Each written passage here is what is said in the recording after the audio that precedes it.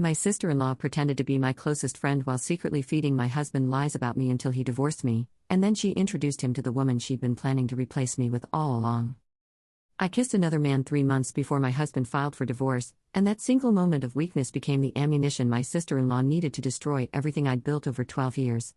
His name was Derek, a co-worker who'd been flirting with me for months, and on that rainy Thursday evening when Marcus was away on another business trip and Sarah had just finished telling me how exhausted I must be from carrying the whole household alone, I let him kiss me in the parking garage. Just once. For maybe 10 seconds. But those 10 seconds would cost me my children, my home, and every friend I thought I had. Sarah saw everything. She'd been following me, though I wouldn't learn that until much later, when the divorce papers cited infidelity with photographic evidence attached. But I'm getting ahead of myself. Let me start where it really began, with Sarah becoming my best friend. Marcus's sister moved to our city 4 years ago, right after her own messy divorce. I felt sorry for her. She seemed broken, lost, desperate for connection. I invited her to everything: girls' nights, family dinners, even my book club. She became the sister I never had. She'd show up at my door with wine when Marcus worked late, listen to me vent about feeling invisible in my own marriage, held my hand when I cried about how Marcus seemed more married to his job than to me. "You deserve someone who sees you," she'd whisper. "Someone who appreciates everything you do." Looking back, every word was calculated.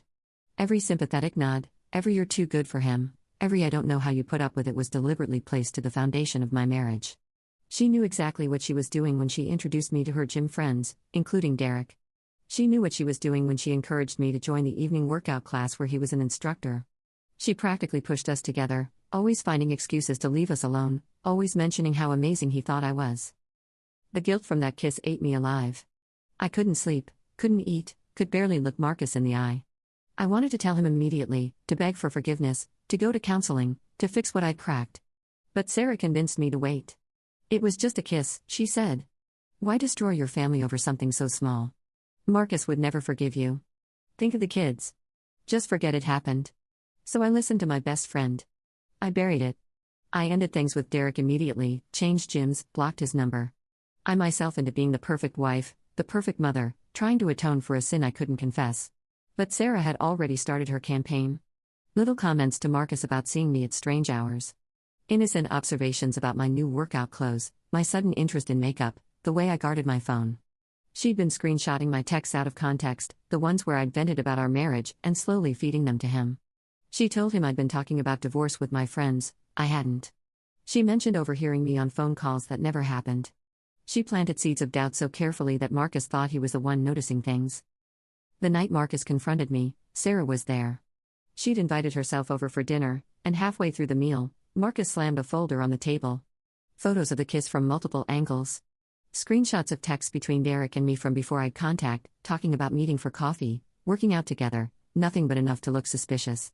Bank statements showing purchases I'd made that Sarah had helped him interpret as a fair evidence. A new dress was for Derek, a lunch at a restaurant was a secret date, a hotel charge from a work conference became a rendezvous. I tried to explain, but every word sounded like a lie even to my own ears. Yes, I'd kissed him. Once.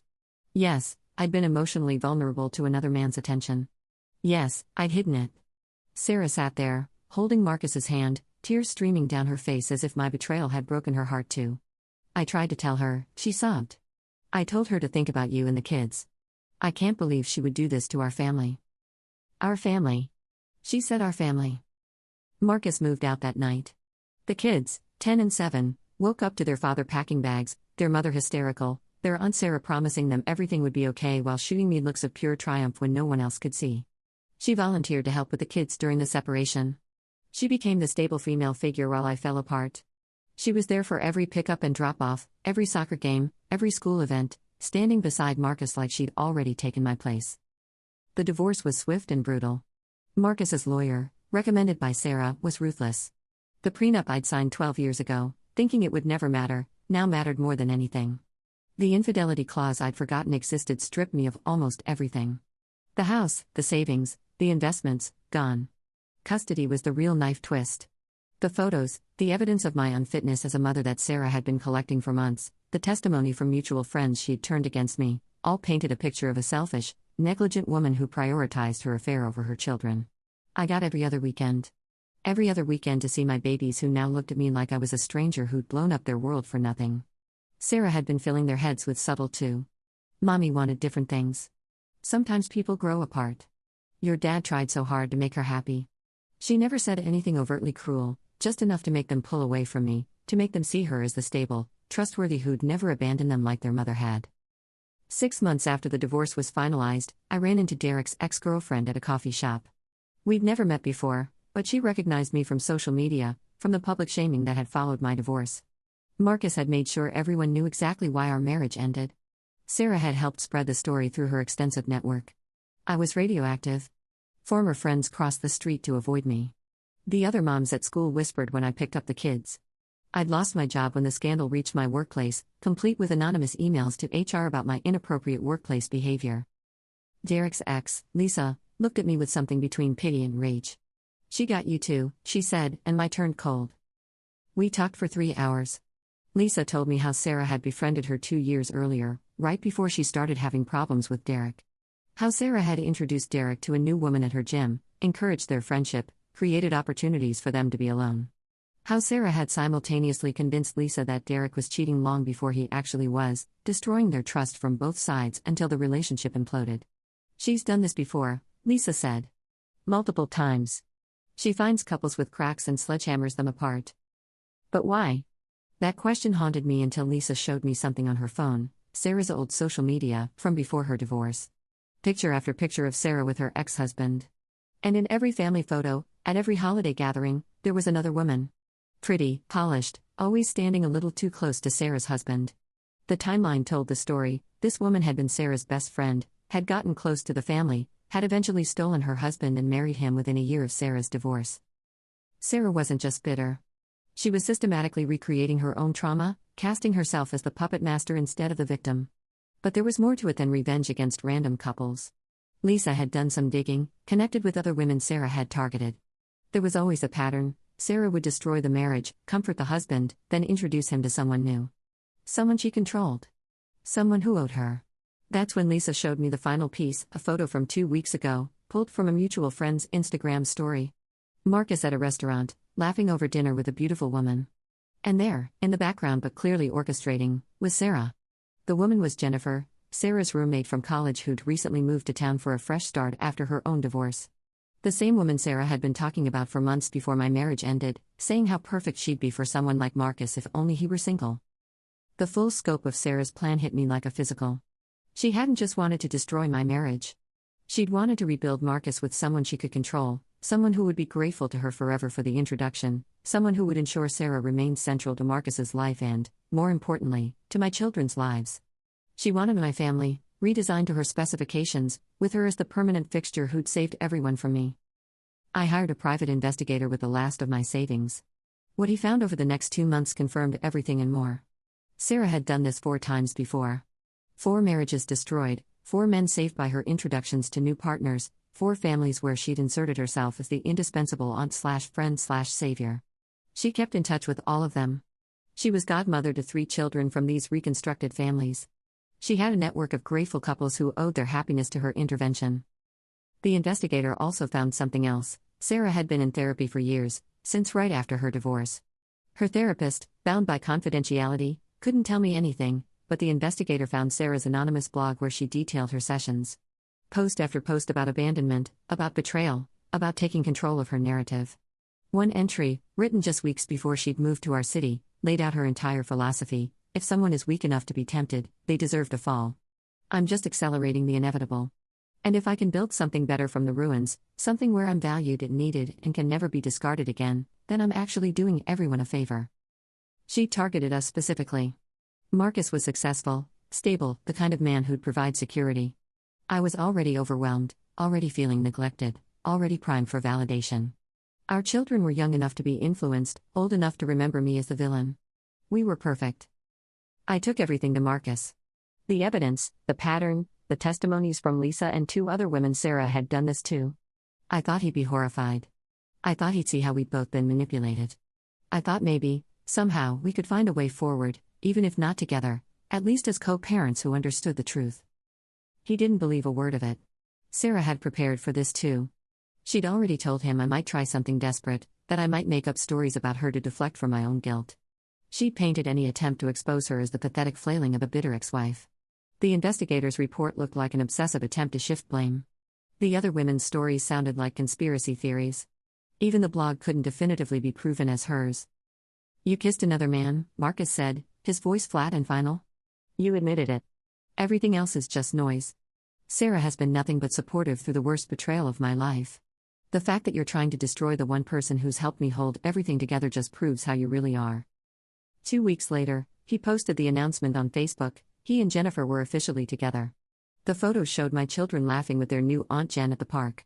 Sarah featured prominently in every image, the proud matchmaker, the loving aunt, the family hero who'd helped everyone heal from my destruction. It's been 2 years now. 2 years since that kiss in the parking garage that gave Sarah everything she needed to execute her plan. I see my children 4 days a month if I'm lucky. They're polite but distant, parroting things about healthy boundaries that no 12 and 9-year-old would naturally say. They love Jennifer.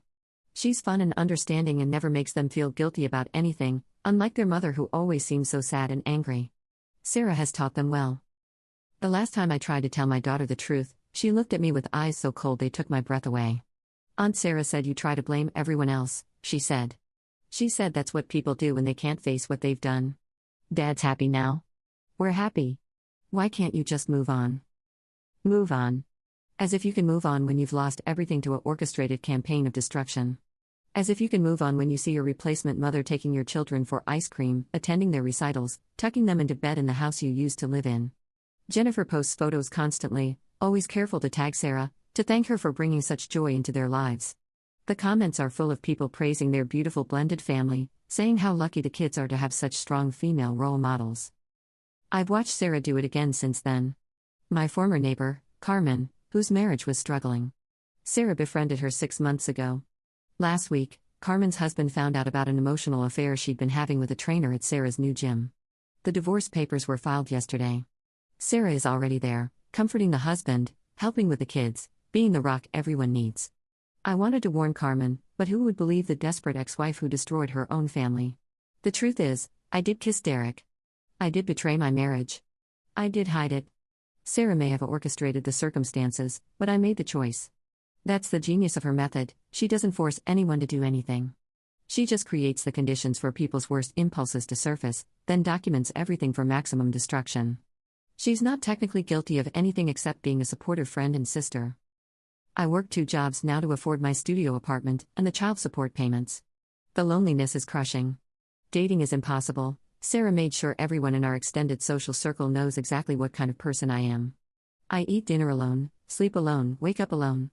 The only photos I have of my children are from the 4 days a month I see them, and even those are getting rarer as they find more excuses to skip our weekends. Dad and Jennifer are taking us skiing. Aunt Sarah got us tickets to that concert. We have a family thing. Family. They use that word so easily now, for gatherings I'm not invited to, for traditions I'm not part of, for a unit that exists in the space where I used to be. Sometimes I drive by the house at night. Not in a stalking way, just remembering. Last Christmas Eve, I parked across the street and watched through the windows I used to decorate. The tree was in the same corner where we always put it. The kids were laughing, Marcus was smiling in a way he hadn't in our last years together, Jennifer was serving cookies I could tell she'd made from my recipe, Sarah had asked for it once, for nostalgia. And there was Sarah, right in the middle of it all, the architect of this new, improved family, glowing with satisfaction. She saw me through the window. I know she did because she smiled.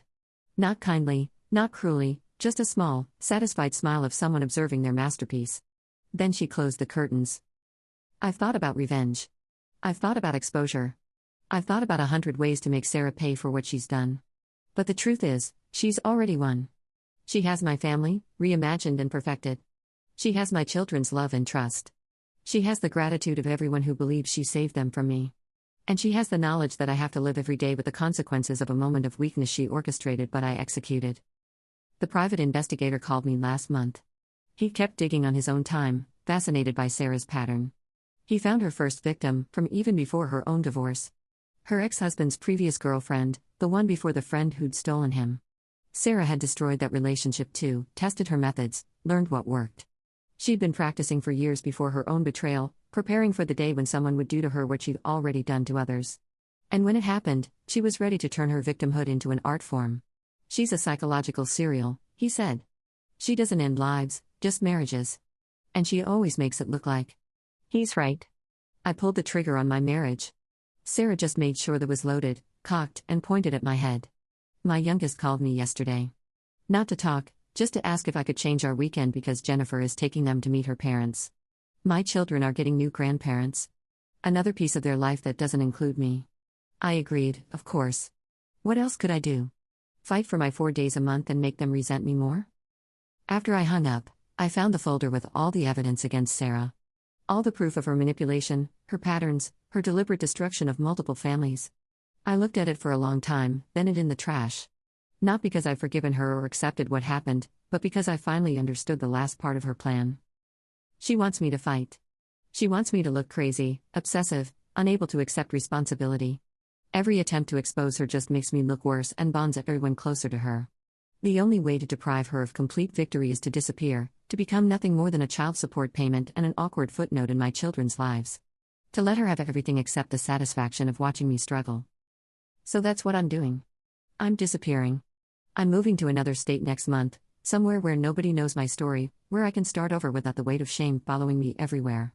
I'll still pay support, still have my 4 days a month if the kids want them, but I won't be the pathetic ex-wife haunting the edges of their new perfect life. I won't be the cautionary tale Sarah can point to whenever she needs to remind everyone how she saved them. But before I go, I needed to write this down. I needed someone, somewhere, to know the whole truth, even if no one believes it. Even if this just sounds like the desperate ravings of a woman who destroyed her own life and can't accept responsibility. Because maybe that's exactly what it is. Maybe Sarah just revealed who I really was all along, weak, selfish, capable of betrayal. Maybe she did everyone a favor by exposing me before I could do worse damage. Or maybe she's out there right now, sitting in someone else's kitchen, listening to another unhappy wife complain about her marriage, filing away every grievance for future use, already planning the perfect destruction of another family she'll rebuild in her own image. I'll never know which interpretation is true. That's the of it. That's the punishment that fits the crime. I'll spend the rest of my life wondering if I was manipulated into destroying everything I loved, or if Sarah just gave me the rope to hang myself with. Either way, the result is the same. My children call another woman mom in everything but name, my ex-husband is happier without me, and Sarah sits at the center of the family that used to be mine, needed and cherished and irreplaceable. There's a woman at my new job who reminds me of myself from 5 years ago, married, overwhelmed, just lonely enough to be vulnerable. Yesterday, a new employee started, attractive and attentive, recently divorced. He asked her to coffee to learn the ropes, she said yes, and I saw that little spark of validation in her eyes, that dangerous flicker of what if. I wanted to warn her. I wanted to tell her how that coffee could become a conversation, how that conversation could become a connection, how that connection could become the weapon someone uses to destroy everything she's built. But I didn't. Because who am I to give advice? I'm the woman who kissed another man and lost everything. I'm the cautionary tale, not the wise mentor. So I just watched her leave with him, laughing at something he said, not seeing the wedding ring she'd twisted around to hide the diamond, not noticing how she'd checked her reflection 3 times before walking out the door. I watched and said nothing, because Sarah taught me the most important lesson of all. Sometimes the most effective evil doesn't push you off the cliff. It just shows you how close to the edge you're already standing, then waits for gravity to do its work.